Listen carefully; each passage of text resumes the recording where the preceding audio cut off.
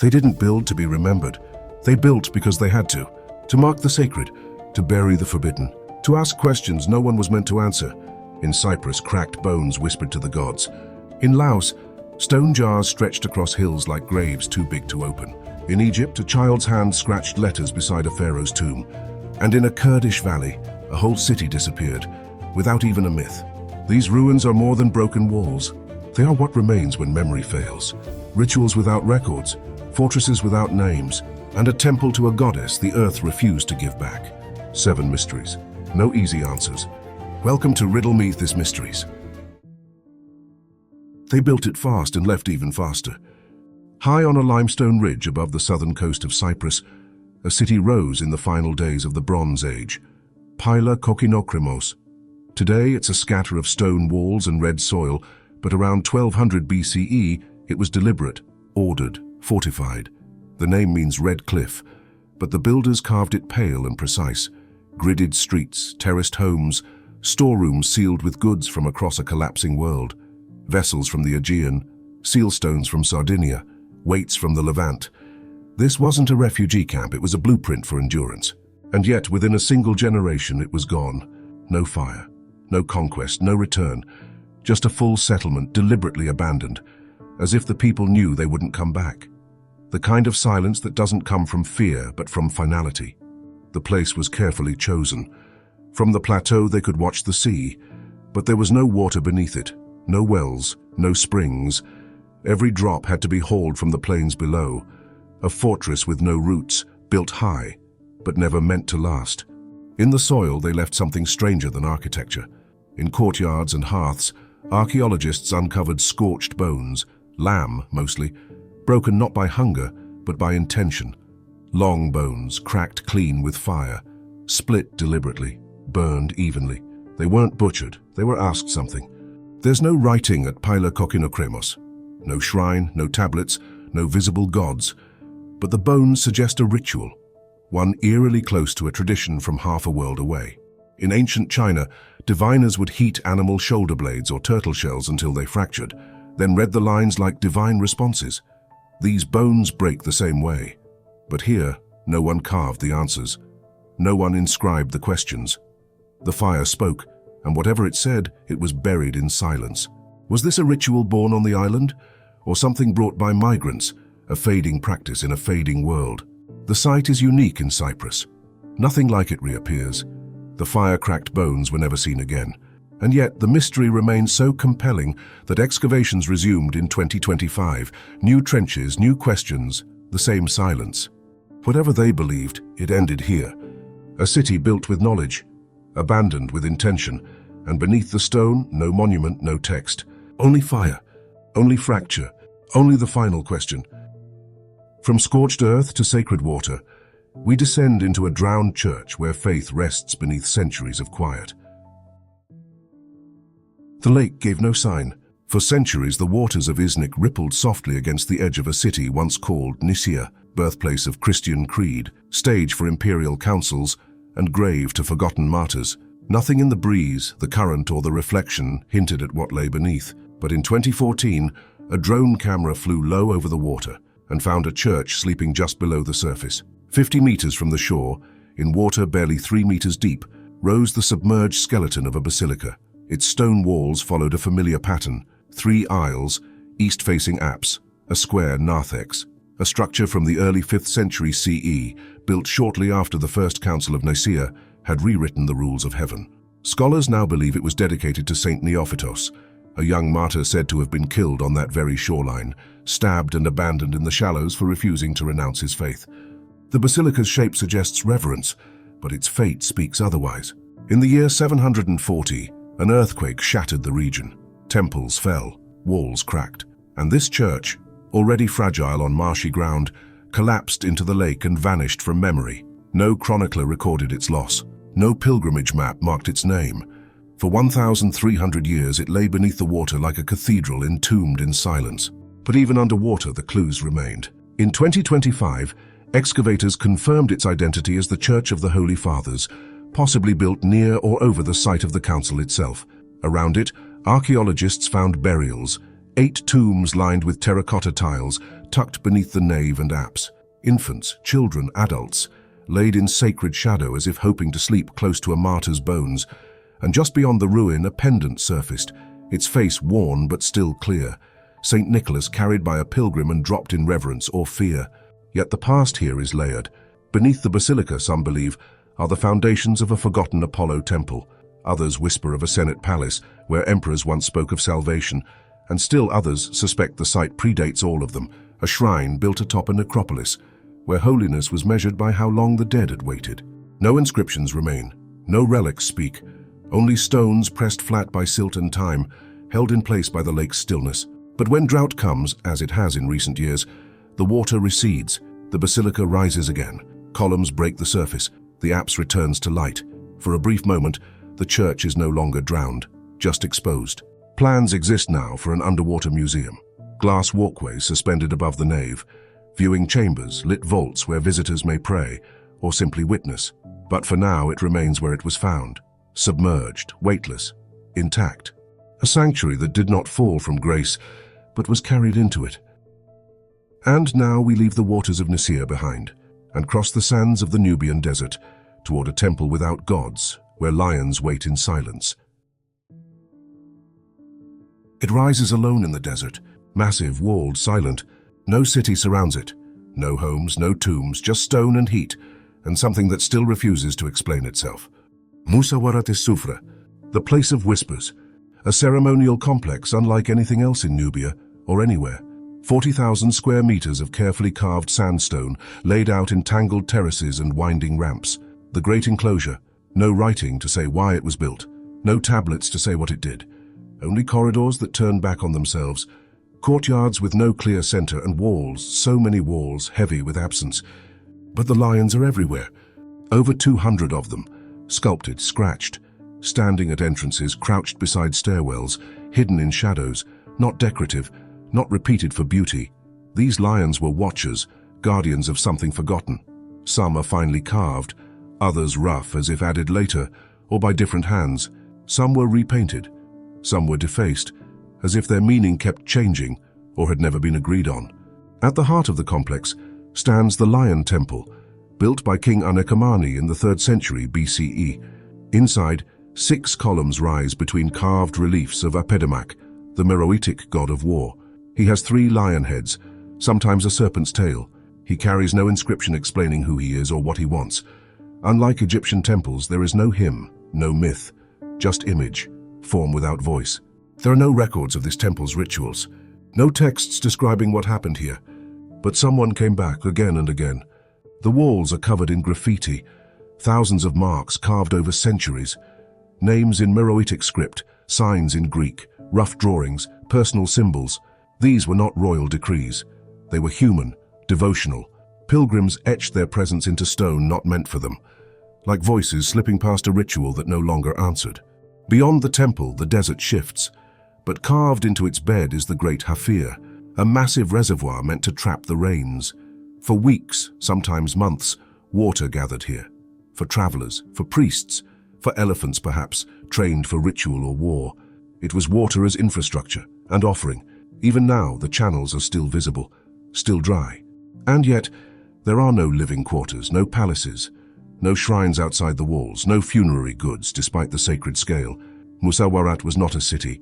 It was something else, a seasonal gathering place, a ceremonial stage, or a temple to a god who had to be shown, but never spoken aloud. Today, archaeologists map it with lasers. They model the walls, the courtyards, the broken reliefs.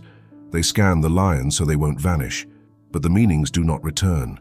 Looters struck here in 2024, tearing open the silence. Rains eat at the sandstone every season, and still the temple does not explain. It was built to be remembered, but not understood.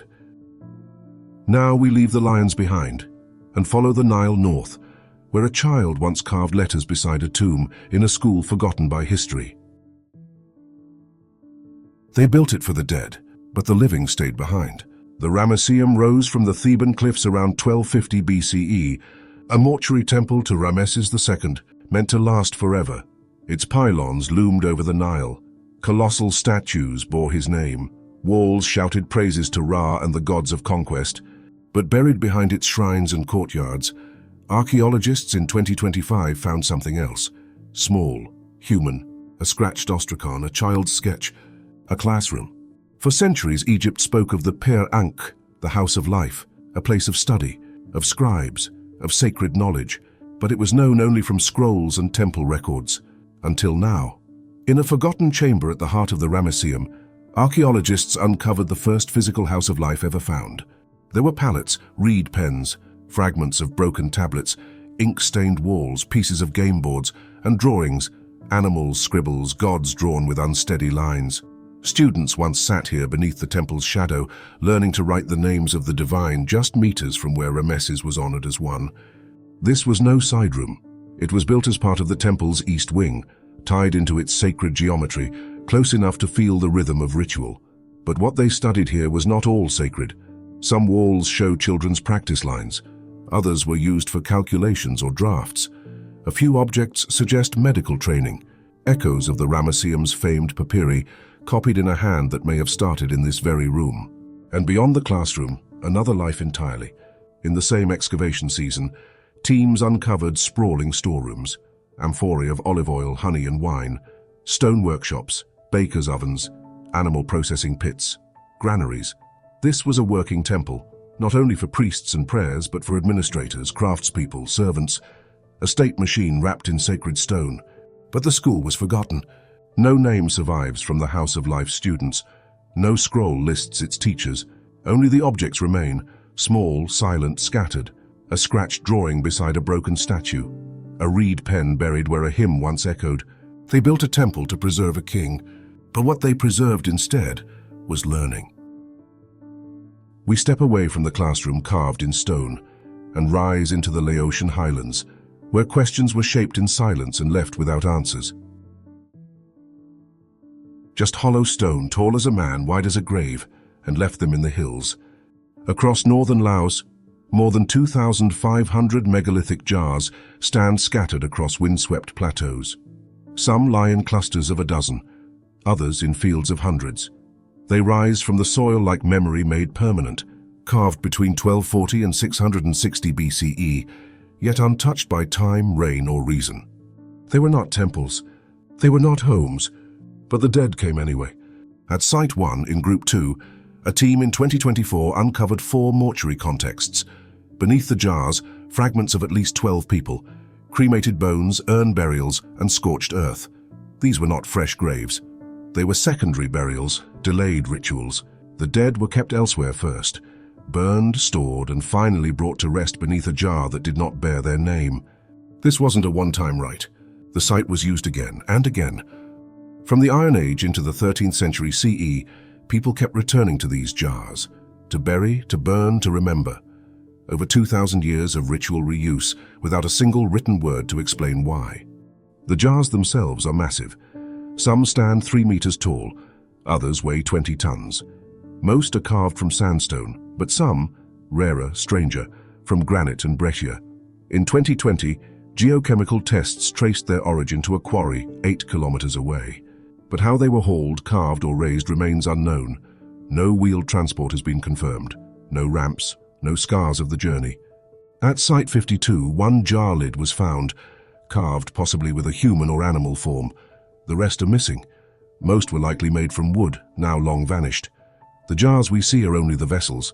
Their voices, if they had them, have rotted away. The land remembers differently now. Many jar sites remain off-limits, scarred by war. Bomb craters pock the earth. Unexploded ordnance still lurks in the fields.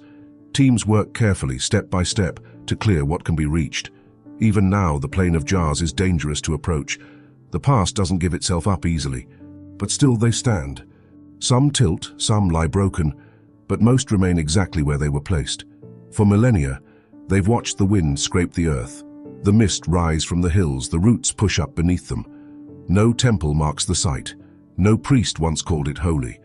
But over 127 locations, and more found every year, suggest a ritual deeper than doctrine, a system unrecorded, but not unkept. These jars were made to hold something, and they still do. From the highlands of Laos, we follow the silence west, to a forgotten temple buried in the soil of Euboea, where Artemis waited beneath a single misread line. The goddess was never gone, just buried beneath a misread line. For more than 100 years, archaeologists searched the wrong hill. Ancient texts said the sanctuary of Artemis lay 7 stadia from Eritrea, but one scribe miswrote it as 60. So while scholars chased ghosts across hills and vineyards, the real temple slept beneath farmland. Marble blocks reused in modern homes, statue bases set into garden walls. It was a villager who pointed it out. A carved stone no one had noticed. And Artemis rose again from the soil. They uncovered not just a ruin, but a ritual. A 34-meter apsidal temple, darkened by time and fire. Inside were hearths, not courtyards. Sacrifices had been burned within the walls. Thick layers of ash, bone, and charcoal told of rituals held indoors, uncommon in the Greek world. The smoke had once climbed toward the rafters, while worshippers knelt where no wind could reach them. Amid the soot lay offerings: gold, silver, coral, amber, scarabs from Egypt, carved ivory, bronze and terracotta figurines, one limestone woman holding a fawn, Artemis herself maybe, or a votive memory of her. These gifts had come from across the Aegean and beyond, placed gently under the temple floor or hidden in ash-filled alcoves. But the sanctuary's story began far earlier. Excavations beneath the temple revealed foundations from the Bronze Age, with linear B tablets from nearby palatial centers referencing a name, Amaruto, Artemis. The cult predated columns and inscriptions. This place was sacred before anyone carved its name in stone. And then came the fire. In the mid-6th century BCE, the temple burned. The beams collapsed, the altar blackened. But the goddess was not abandoned. Worshippers rebuilt, first in mud brick, then in limestone again. The temple grew. It gained a massive portico 69 meters long, lined with 27 Doric columns. Treasure buildings were added, inscribed with names and dedications. Every year the Amarinthia festival brought the city of Eritrea to its knees: 3,000 hoplites, 600 cavalry, 60 chariots in formal procession, crossing the plain to offer their power to a goddess of the wild. But the wild had changed. Where the sanctuary once stood dry and high, the land became swampy. Coastal marshes crept inland. An underground spring-fed fountain bubbled near the temple's edge, sacred water in unstable soil. Still, the fires were kept. The rites continued. Until they couldn't. By the 4th or 5th century CE, amid Christian persecution, the rituals stopped. The sanctuary was sealed by silence. Artemis was written out of law and memory. The columns stood, but no one came. And for 1,500 years, the goddess waited beneath the roots. It was not the stones that failed. It was our memory. Beyond the sanctuary, the mountains wait, and hidden among them, a fortress that watched the empires pass and left no name behind. It guarded a mountain pass, and then it vanished. High above Lake Dukan, where the Zagros Mountains fracture into stone and silence, a city once kept watch. Its towers rose between empires. Its walls bore no name, and when it disappeared, no one asked why. No inscription, no ruin above ground, only geometry buried beneath barley fields. In the 1960s, a spy satellite, searching not for gods but for secrets, captured a shadow. Decades later, archaeologists opened the old film and found the outline of walls, long erased from memory. In 2017, drones confirmed it: towers, corridors, foundations. A city the ancient world had hidden, not destroyed, forgotten. They called it Qalatga Darband, the fortress of the mountain pass. It likely rose in the years after Alexander's march in 331 BCE, carved into the land by settlers who brought gods in stone and laws in Greek. The city sprawled for 60 hectares, encircled by walls 6 meters thick, reinforced with towers. It faced the road east, a road that mattered to kings, and inside not just stone. Ritual. On a southern mound, smashed statues lay scattered. A veiled woman, a bare-limbed youth, their faces broken, their names gone. Perhaps Persephone and Adonis dragged from one world into another, or other gods, local ones never written down. The sanctuary had no altar left, just silence. Beneath the towers stood a house, part manor, part station. Its courtyards held wine presses or oil vats, tiled in a Mediterranean hand. Soldiers may have passed through here, merchants, scribes. It was a fortress, yes, but also a way station, a pulse on the road between Mesopotamia and Persia. And then the pulse stopped. There was no fire, no pillaging, no grave of conquest, Only a slow unwinding. The city emptied and the roots came back. Grass pulled at the stone. Water pooled in the courtyard. The road moved elsewhere. Centuries later, a coin bearing the name Orodes II was found near the wall. Proof that the Parthians had come, fortified, used it, then left it. No empire stayed for long. No one carved a memory. In 2016, the British Museum returned, not just to excavate, but to teach. Iraqi archaeologists trained here, unearthing their own inheritance. Beneath the ruined towers, trowels brushed away dirt that had held its breath for 2,000 years. And yet even now, Qalatga Darband is barely a whisper. No record in any scroll, no mention in any chronicle. A fortress that watched the road and left no echo behind. It saw empires rise and said nothing when they fell. We walked through places where the air still holds what no one dares to name. Temples without gods, fortresses without voices, walls that kept their secrets even as they crumbled. Somewhere the answers are still there, buried, drowned, watching, and when they surface, they won't come quietly. If one of these mysteries stayed with you, let it travel further. Like the video. Subscribe if you haven't. Share the silence. Until then, the ground remembers more than we do, only here, on Riddle Me This Mysteries.